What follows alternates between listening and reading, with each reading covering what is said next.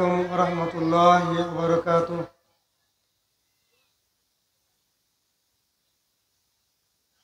إن الحمد لله وحده، والصلاة والسلام على من لا نبي بعده.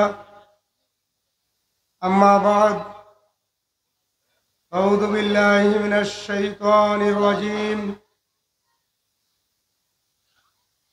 الله الذي خلقكم من ضعف ثم جعل من بعد ضعف قوة ثم جعل من بعد قوة ضعفا وشيبة يخلق ما يشاء وهو العليم القدير. عن عبد الله بن عباس رضي الله تعالى عنهما قال: قال رسول الله صلى الله عليه وسلم لرجل يعظه: اغتنم خمسا قبل خمس، شبابك قبل حرمك، وصحتك قبل سقمك، وغناك قبل فقرك، وفراغك قبل شغلك، وحياتك قبل موتك। সহিহ তারগীব।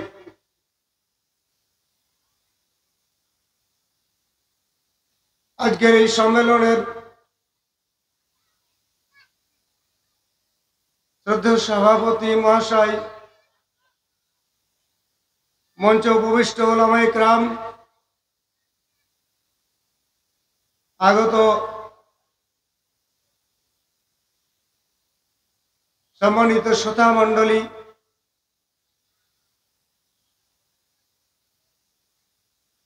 আমার ভয়েস বুঝতে পারছেন, গলার আওয়াজটা খুব ভালো নেই। কিছু আলোচনা করার জন্য আমি দাঁড়িয়েছি। বিষয় আপনারা দেখেছেন, সে বিষয়ের উপরে ইনশাআল্লাহ কিছু পয়েন্ট কোরআন হাদিসের নিরিখে উল্লেখ করব।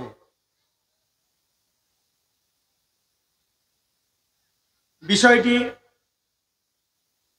যুব সমাজের অধঃপতনের কারণ ও তার প্রতিকার।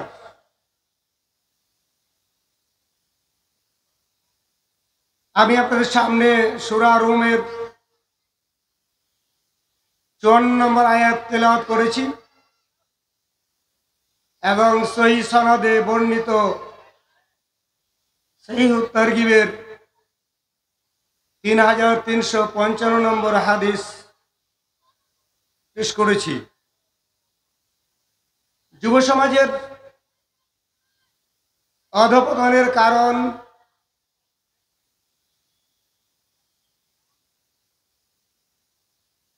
দু রকমের।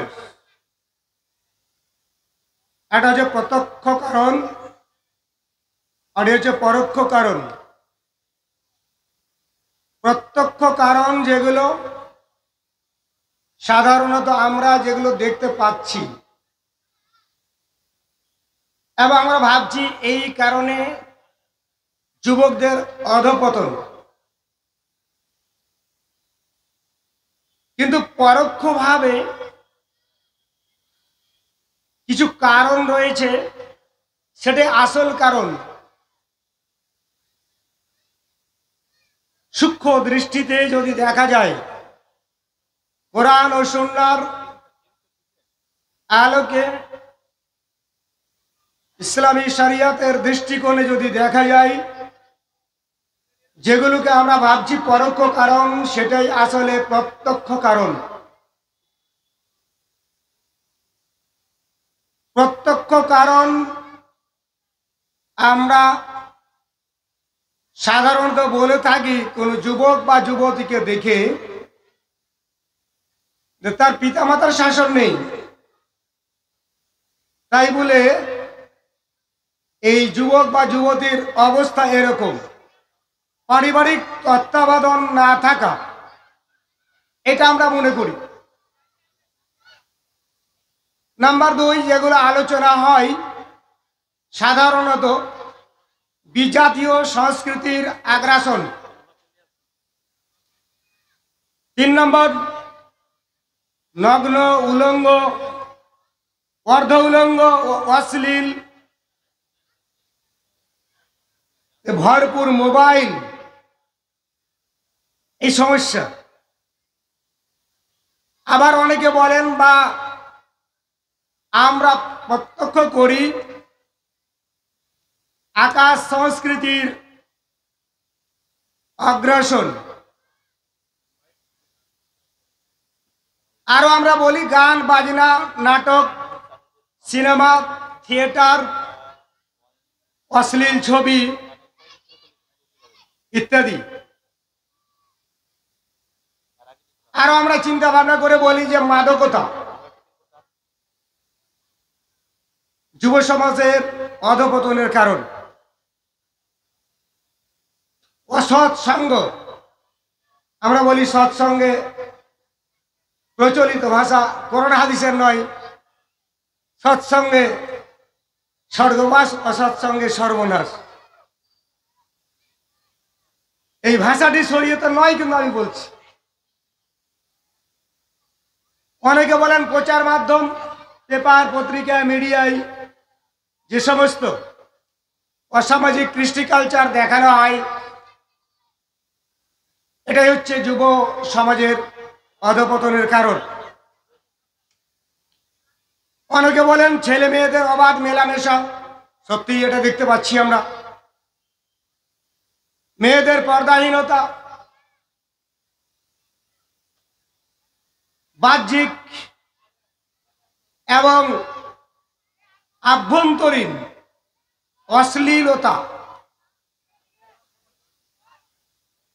নাম্বার 12, যেখানে সেখানে সকালে বিকেলে গভীর রাত পর্যন্ত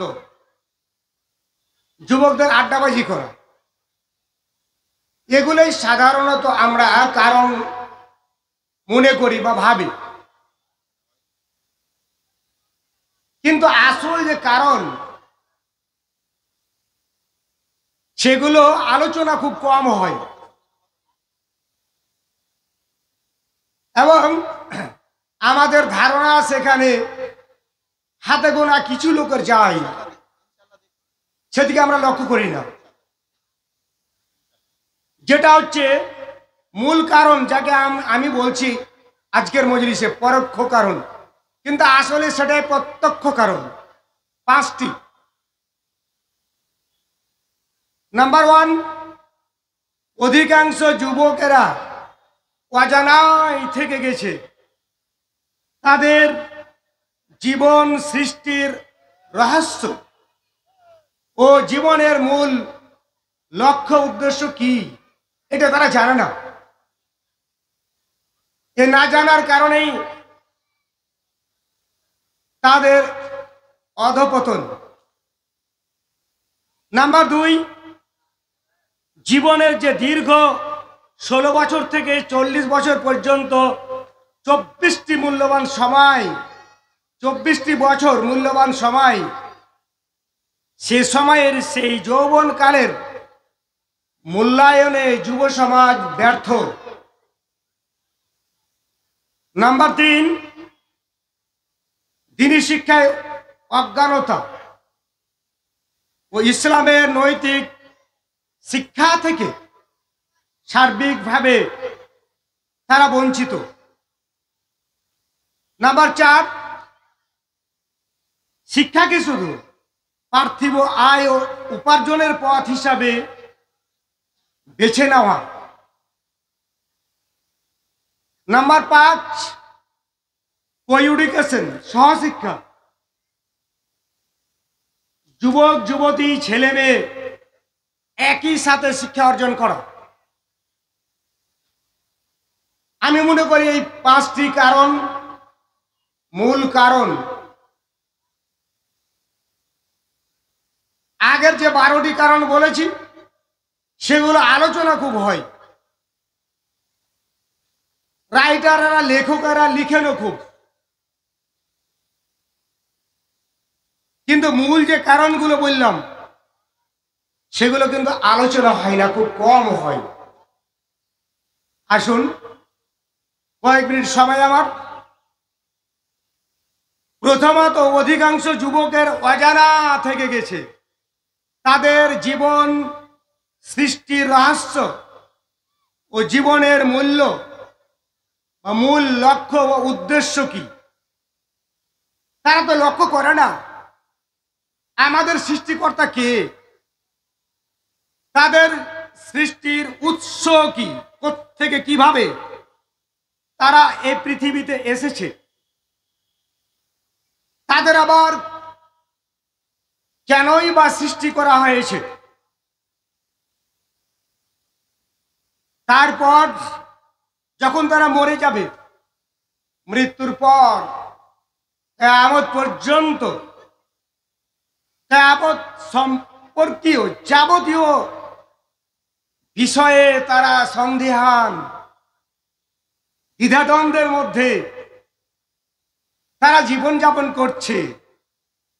তাই তাদের মধ্যে আল্লাহ ভীরু, আল্লাহ ভীতি নেই, আল্লাহর ভয় নেই। যখন আল্লাহর ভয় থাকবে না, তখন সব কিছুই তারা করতে পারবে। এর জবাব পেতে হলে তাদের মধ্যে আল্লাহর ভয় সৃষ্টি করতে হবে এবং তাদের যে সন্দেহ, তাদের যে প্রশ্ন, তাদের যে জিজ্ঞাসা, এটাকে দূর করতে হলে পাড়ি দিতে হবে কোরআন ও সুন্নাহর সুশিক্ষার বিস্তীর্ণ একটি পথ। তারপরে যুবকদের মধ্যে আল্লাহ ভীতি সৃষ্টি হবে।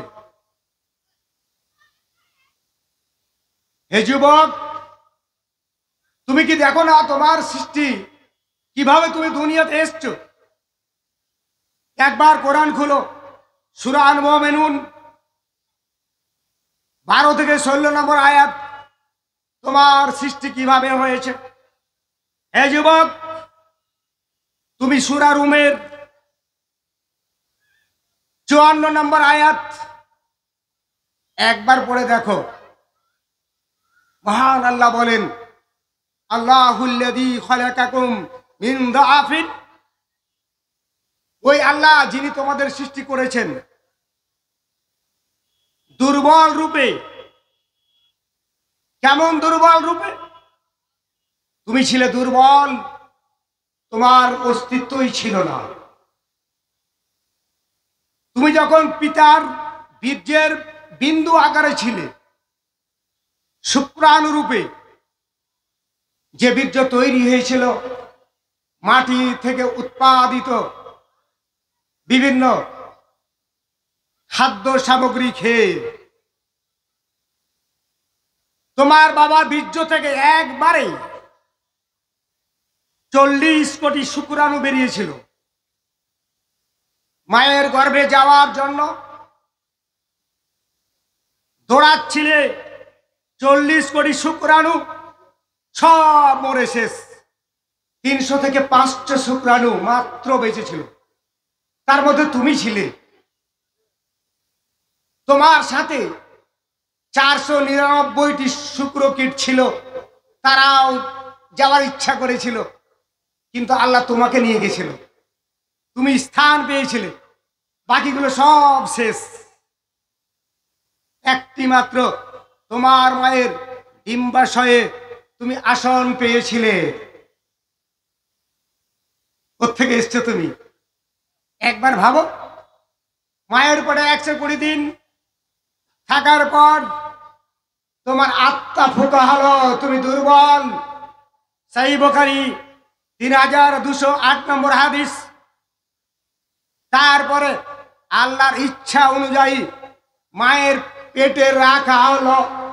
যতদিন আল্লাহর ইচ্ছা ততদিন। তোমার তো মরণ হয়নি মায়ের পেটে। তুমি মায়ের পেট থেকে যখন ভূমিষ্ঠ হচ্ছিলে, কত কষ্ট। তোমার মায়ের পেট চিরে তোমাকে বের করা হলো। এটা আল্লাহর ইচ্ছা। যখন তুমি বেরিয়ে আসলে আল্লাহ বলছেন অনুকর্রু ফিল আরহামে মা নাশাউ ইলা আজালি মুসাম্মা সুম্মা নুখরিজুকুম তিফলা। তুমি ছিলে দুর্বল, তুমি ছিলে শিশু, তোমার খাবার ব্যবস্থা আল্লাহ বলছেন আমিই তো করেছিলাম, তুমি তো নিরুপায়। তারপরে আস্তে আস্তে শক্তি আল্লাহ দান করলেন। সুম্মা জাআলা মিন বাদি যাফিন কুওয়াতান, দুর্বলতার পর তিনি শক্তি দান করেন। জন্মের পর থেকে নিয়ে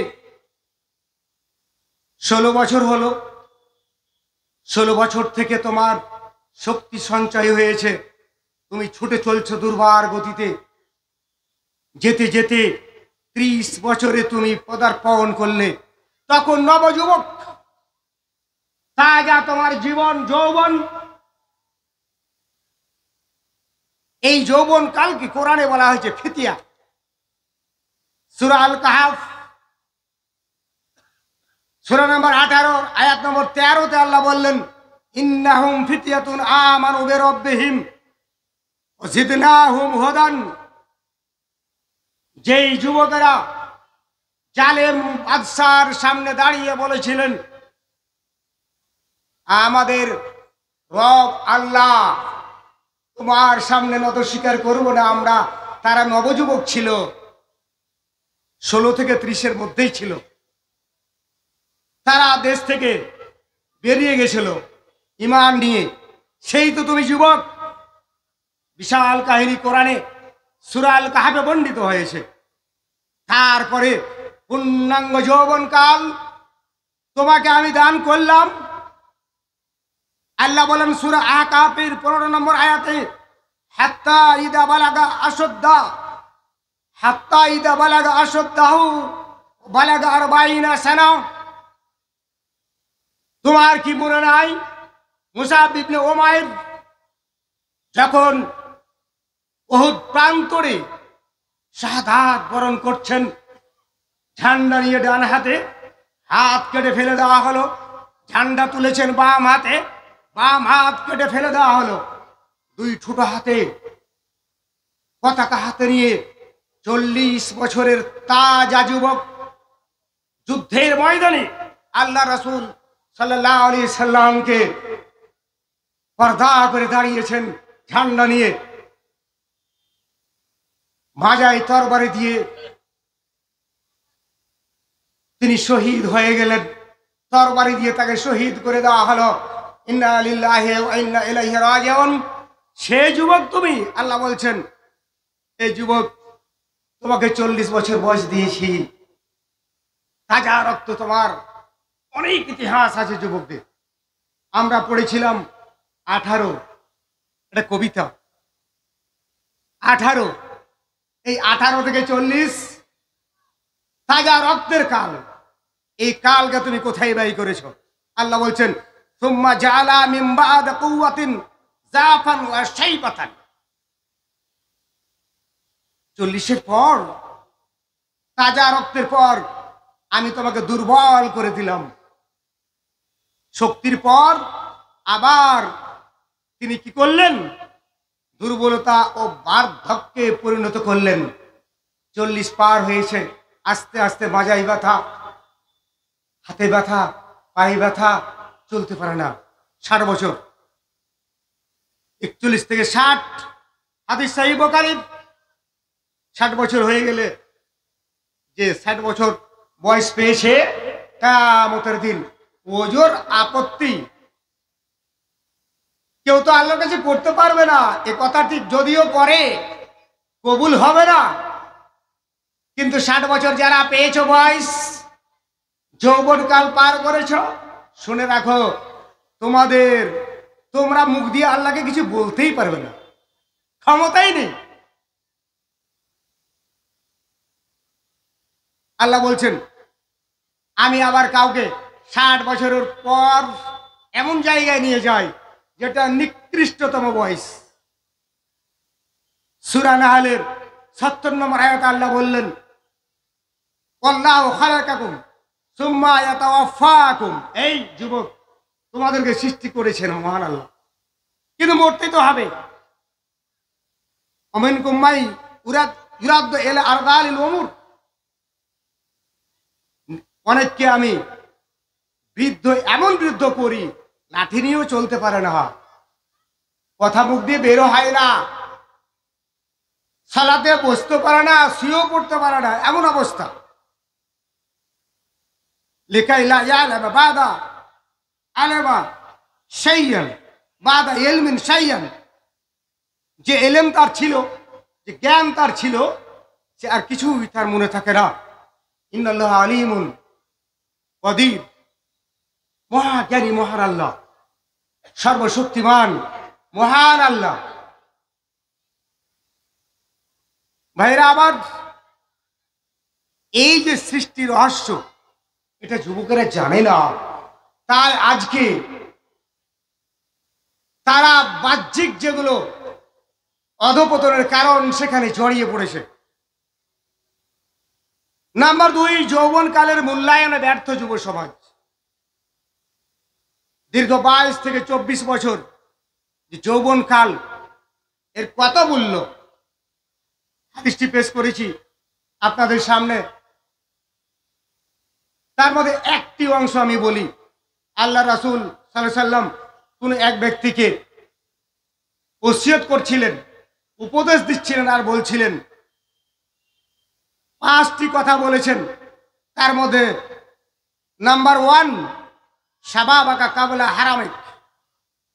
বৃদ্ধ হওয়ার আগে তুমি যৌবনকালের মূল্য দিও, গানিমাত মনে করিও। কেন? আবার রাসূলুল্লাহ সাল্লাল্লাহু আলাইহি ওয়াসাল্লাম অন্য হাদিসে বলেন, সহিহ বুখারীর 660 নম্বর হাদিস, কিয়ামতের দিন স্পেশাল ছায়া যুবকদের দেওয়া হবে। কোন যুবক? শাবুন নাশা ফি ইবাদাতি রাব্বিহি। এই যুবক যৌবনকালে যারা যৌবনকালটাকে আল্লাহর ইবাদতে ব্যয় করেছিল, তারা মুশরিকদের সাহায্যকারী সবাই প্রায় ছিল যুবক। রাসূলুল্লাহ সাল্লাল্লাহু আলাইহি সাল্লামের প্রাথমিক সাহায্যকারী সাহাবী যারা ছিলেন, 10 থেকে 35 বছরের যুবক। তুমি খুলে দেখো ইসলামের ইতিহাস, তুমি যদি দেখতে তো পেতে সহিহ ইবনে হিব্বানের 7263 নম্বর হাদিস, মুসনাদে আহমদের 13662 নম্বর হাদিস। তার মধ্যে একটি বাক্য বলি। আনাস বিন মালিক বলেন, কানা শাবাবুম মিনাল আনসারি 70 রাজুলান ইসাম্মাউনাল কুররা। আল্লাহ রাসূল সাল্লাল্লাহু আলাইহি সাল্লামের সময় মদিনাতে 70 জন ব্যক্তি ছিলেন। তারা সবাই যুবক, সবাই 35-এর নিচে। আর তাদেরকে বলা হতো কুররা, কারি, কোরআনের হাফেজ। তারা ছিলেন দায়ী। কানু ইয়াকুনুনা ফিল মসজিদে, তারা মসজিদে অবস্থান করতেন। ফাইদা আমসু ইনতাহাউ নাহিয়াতাম মিনাল মাদিনা। সন্ধ্যাবেলায় মদিনার আনাচে কানাচে ছড়িয়ে পড়তেন, বিভিন্ন জায়গায়। ফায়াতাদারাসুনা ওয়া ইউসাল্লুনা, তারা সেখানে গিয়ে মানুষকে তালিম ও তারবিয়াত দিতেন, দার্স তাদরিসের কাজ করতেন বা তালিম তারবিয়াত নিতেন। যুবক, তুমি তো ভুলে গেছো, তুমি তো দেখোনি সাহাবীদের জীবনী পড়ে, তুমি তো দেখোনি রাসূলুল্লাহ সাল্লাল্লাহু আলাইহি সাল্লামের হাদিস। নাম্বার 3, দ্বীনি শিক্ষায় অজ্ঞানতা ও দ্বীনের যে নৈতিক শিক্ষা, তার অভাব, এটা দেওয়া হয় না। প্রকৃত ঈমান ও ইসলামের যে মৌলিক শিক্ষা রয়েছে, সেখান থেকে যুবকদের বঞ্চিত রাখা হয়েছে, তাদের এই শিক্ষা দেওয়া হয় না। এ কারণে আজকে যুব সমাজ বিভিন্ন পাপের জালে জড়িয়ে গিয়ে অধপতনের অতল তলে তলিয়ে যাচ্ছে তাদের তাজা যৌবনকালটা। আসুন না, আমি শেষের দিকে যাচ্ছি। প্রতিকার এহেন অবস্থায় প্রচলিত কুশিক্ষা দূর করে দ্বীন ইসলামের মৌলিক শিক্ষার ব্যবস্থা করতে হবে। যত মিশন, যত নার্সারি, যত একাডেমি আছে, সবাই একটা হুডে লিখেন তারাবুল ইলম ফারিজাতুন আলা কুল্লি মুসলিমিন, লিখেন না ভাই? সবাই লিখছে। সেখানে নাচ হোক, গান হোক, ড্যান্স হোক, যাই হোক, এই হাদিসটা লিখতে তারা ভুল করে না। কারা লিখছে? যুবকেরা। কিন্তু এটা কি, সেখানে কি দিনের মৌলিক শিক্ষা হয়? ইসলামে যে নৈতিক শিক্ষার ব্যবস্থা আছে সেই শিক্ষা কি সেখানে হয়? হয় না তো। সেখানে আরো দিন বিরোধী, শরীয়ত বিরোধী কুশিক্ষা শেখানো হয়।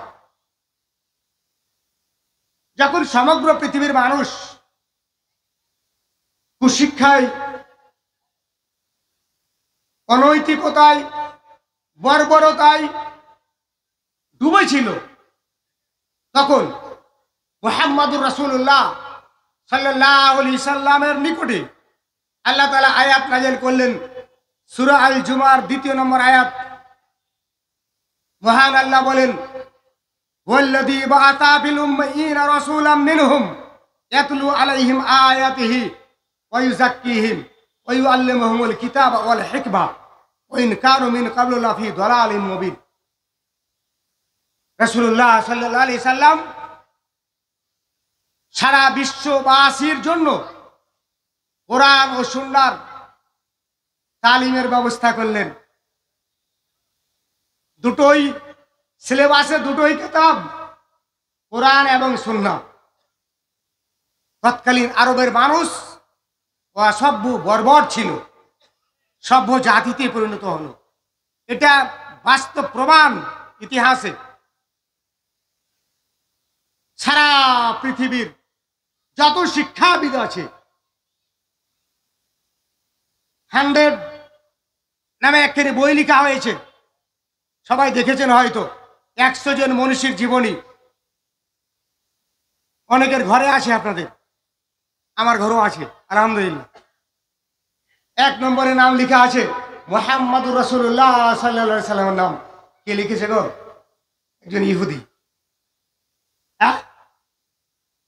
আর মুসলমানদের, মুসলিম যুবকদের আদর্শকে মুহাম্মদ সাল্লাল্লাহু আলাইহি সাল্লাম বাদ দিয়ে অন্যের শিক্ষা প্রসার করতে হবে, এই শিক্ষা নয়। আজকে একমাত্রই অধপতনের কারণ এটাই, যে বিদ্যা ফরজ ছিল সেই বিদ্যা আমরা ত্যাগ করেছি। ফরজ বিদ্যা আমরা বুঝতে ভুল করেছি।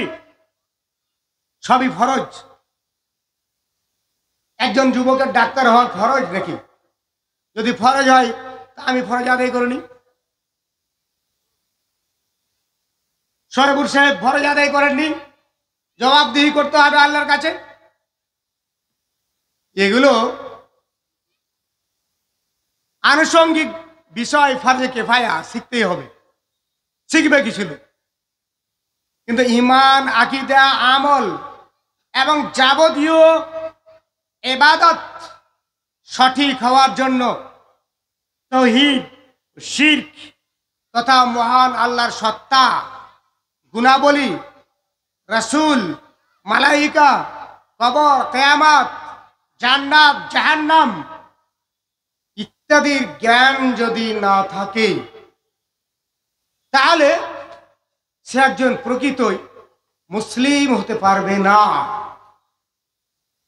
কোনো মতেই পারবে না। এবং এই শিক্ষাই হচ্ছে প্রত্যেকের জন্য ফরজ। এই ফরজ বিদ্যাকে আমরা ছেড়ে দিয়েছি। ছেড়ে দিয়ে আমরা ছুটে চলেছি কোথায়? যেগুলো ফরজ নয় সেই বিদ্যার পিছনে। আমি যে কথাটি বললাম এই বিদ্যা ফরজ।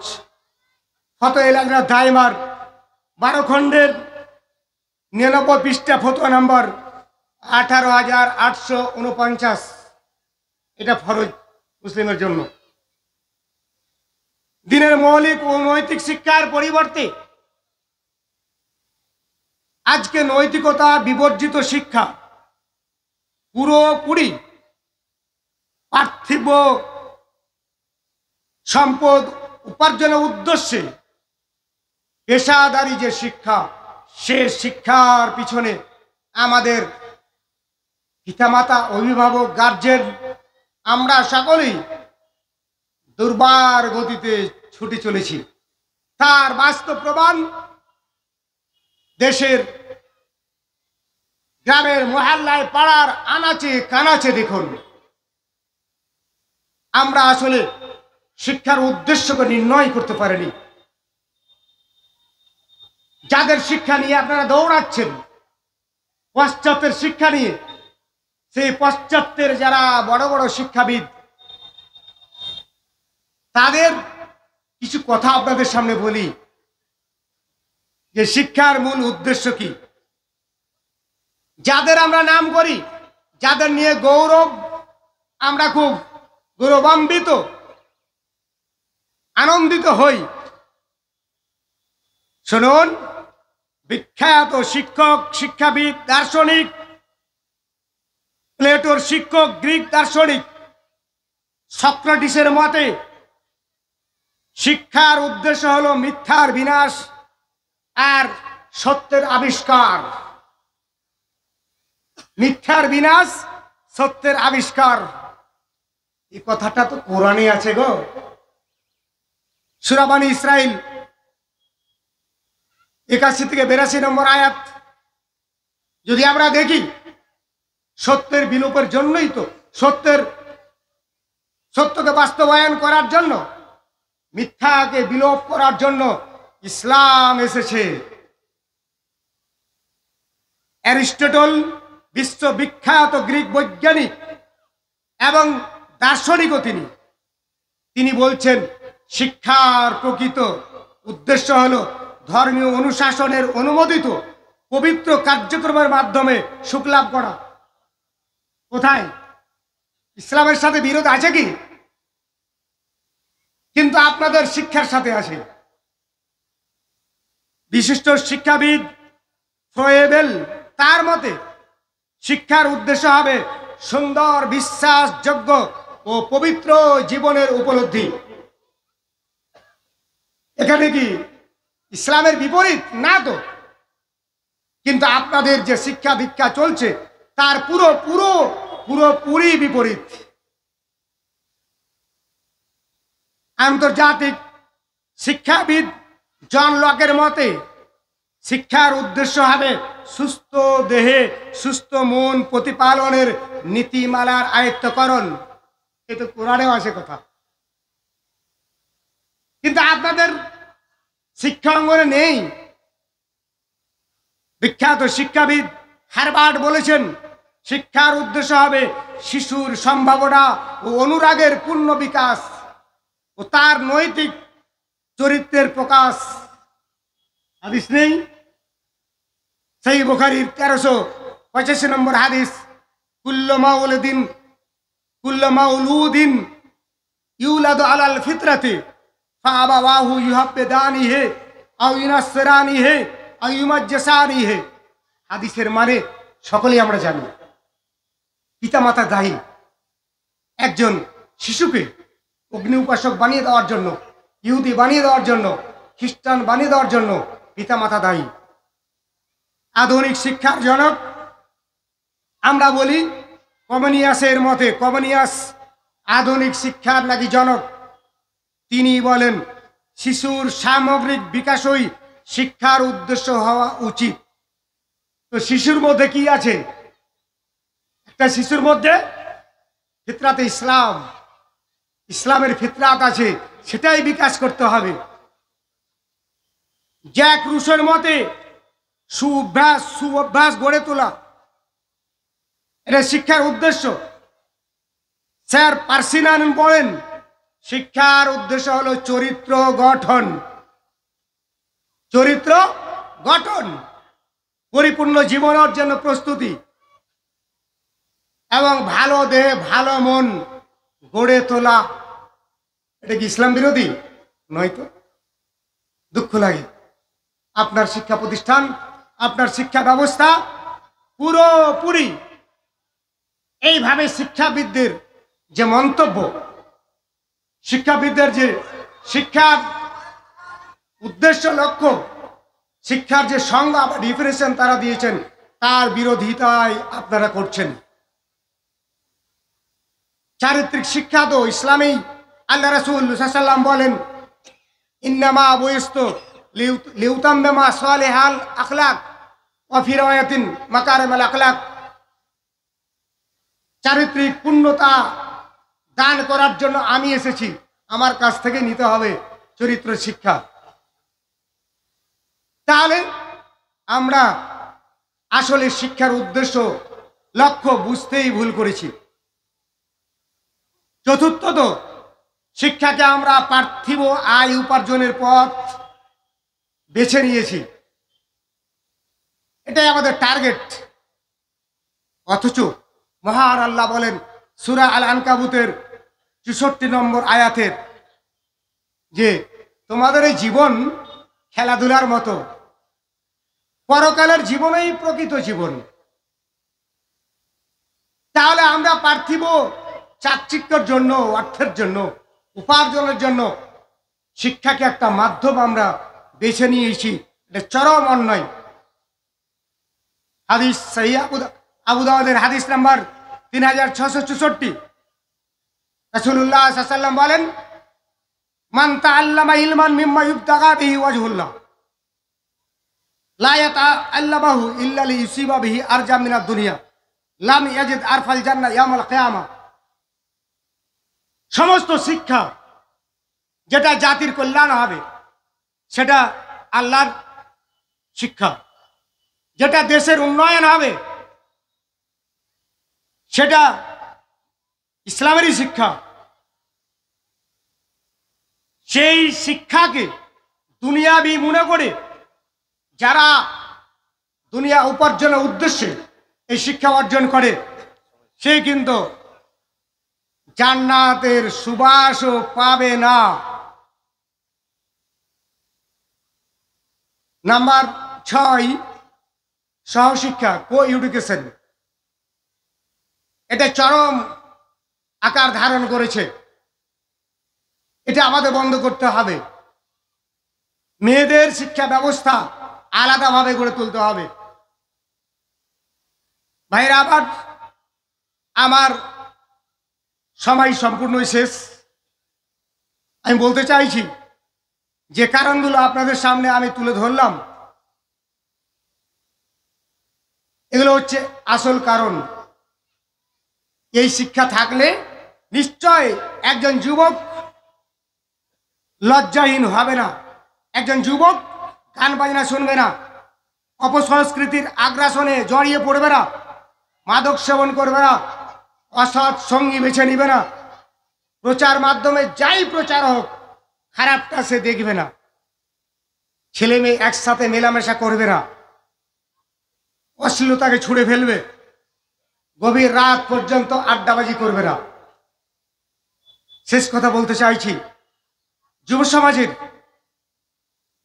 অধপতন থেকে যুব সমাজকে রক্ষা করতে গেলে আমরা চাই, আমাদের প্রয়োজন আছে, অপরিহার্য আমাদের দিনের মৌলিক শিক্ষা এবং ইসলামের নৈতিক শিক্ষা। এই শিক্ষায় তাদের শিক্ষিত করা। আমি এই আবেদন রেখে আমার আলোচনা এখান থেকে শেষ করছি। আসসালামু আলাইকুম ওয়া রাহমাতুল্লাহি ওয়া বারাকাতুহু।